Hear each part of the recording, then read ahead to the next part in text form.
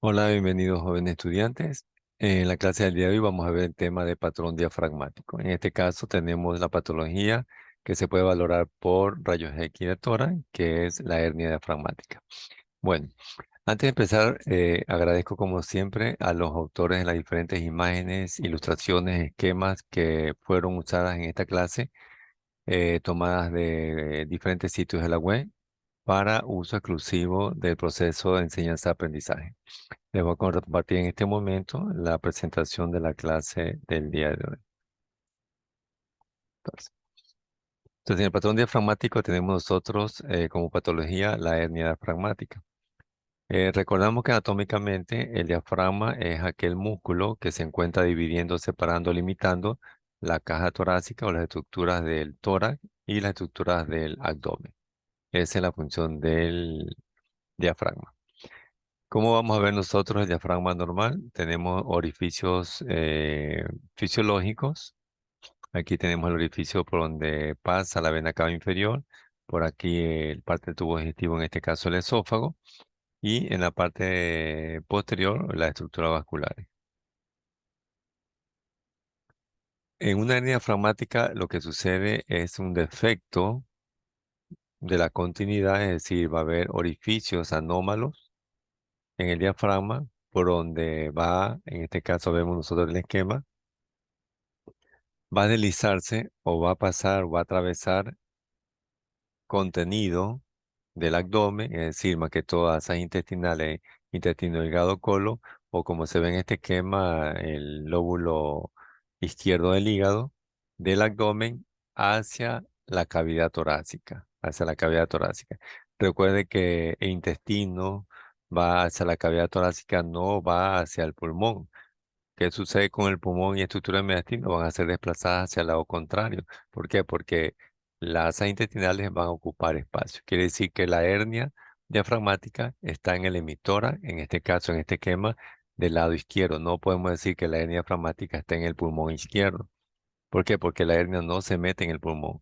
La hernia lo que hace, o los intestinos lo que hace es meterse en la cavidad torácica, en el hemitórax del lado izquierdo, y lo que hace es desplazar la estructura del mediastino hacia el lado contrario y va a desplazar el pulmón que tiende a colapsarse igualmente hacia el lado contrario. Depende del volumen de hernia que se tenga.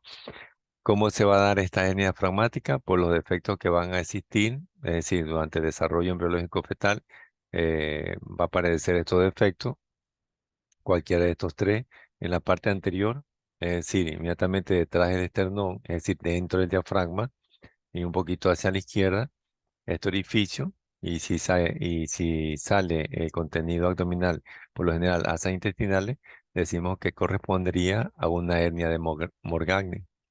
Y si es a nivel medial el orificio y por ahí sale contenido abdominal, en este caso de pronto el deslizamiento del fondo gástrico, sería una hernia hiatal. Y en la parte posterior del lado izquierdo, ahí tenemos nosotros las hernias conocidas como Bodalex. Ahí tenemos un esquema que también es tomado de la web. Vean ustedes, contenido abdominal, asas intestinales y lóbulo hepático izquierdo en el emitora del lado izquierdo, que desplaza la estructura del mediastino hacia el lado contrario. Por ende, tiende a colapsar el pulmón del lado respectivo. Ahí tenemos nuestros rayos X de tórax, lo vamos a ver más grande. Aquí lo vemos más grande con su informe radiológico. Entonces, en esta rayos X estándar de tórax, nosotros observamos estas imágenes radiolúcidas, lo que estoy haciendo en este momento, observen, totalmente agrupadas, que tienen apariencia o morfología intestinal, nosotros mencionamos en la descripción de este informe radiológico, que está ocupando todo el hemitórax del lado izquierdo y desplaza las estructuras del mediastino hacia el lado contrario, observen aquí. Y vemos también la continuidad de un asa intestinal desde el abdomen hacia el tórax. Entonces ahí nos da indicios más en sospechar en la hernia diafragmática. Entonces ahí vemos que es una hernia diafragmática.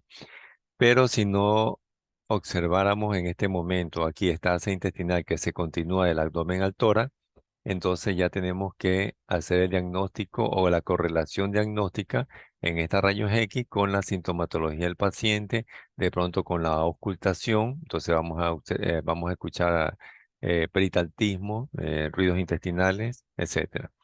Entonces tenemos ahí nuestro patrón, que es el patrón diafragmático, y nuestra impresión diagnóstica es una hernia diafragmática.